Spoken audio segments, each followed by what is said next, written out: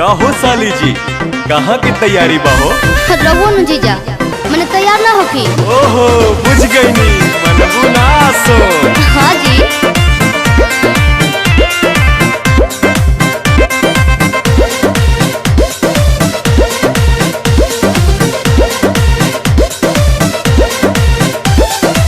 जातारू माई के दर्शन तू करे, हाँ जी। काहे के लगलू है साजे सवारे। मैंने तैयार ना होकी। अरे जल्दी होखा, जातारू माई के दर्शन तू करे, हाँ जी। काहे के लगलू है साजे सवारे।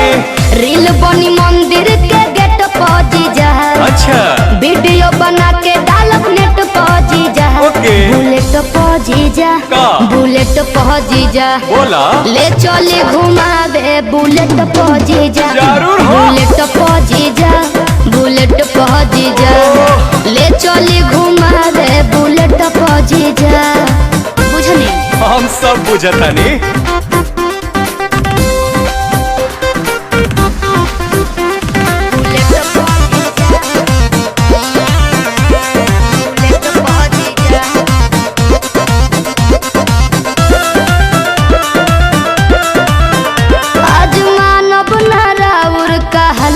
जीजा सूट पहन के तैयार बनी ललका जीजा। अच्छा ठीक बा। ए जीजा जी सुना, जौन कहबू खाए के साली उ घर ही लिया दे हबो। अरे ना जी। डेरी मिल्क कहा चॉकलेट दू पैकेट खिया दे हबो। मानम ना हम चॉकलेट पा जीजा, अरे चाउमीन चाट के प्लेट पा जीजा। बुलेट पा जीजा, का? बुलेट पा जीजा, बोला। ले चले घुमावे बुलेट पा जीजा। आहो। बुलेट पा जीजा, का? बुलेट पा जीजा, ले चले घुमावे बुलेट पा जीजा। अरे भागत काहे बनी? तोहरी कहाँ भागतानी।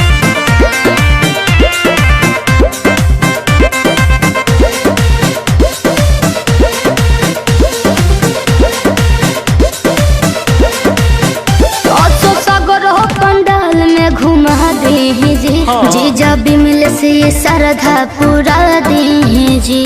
ठीक बनू, फिर कुछ ना कहो। अच्छा सुना, जयबू माई के दर्शन करे की का वीडियो बनावे जाइबू। माना बतिया बिना पांडे के का मोबाइल भूलावे जाइबू। आई है नेटार गेट पहुंची जा, अरे ना हो। चली पंडाल वाला सेट पहुंची जा। हाँ। बुलेट पहुंची जा, का?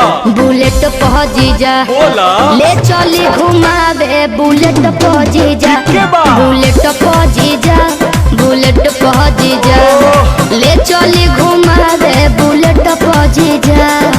बुझनी अच्छा तो चला।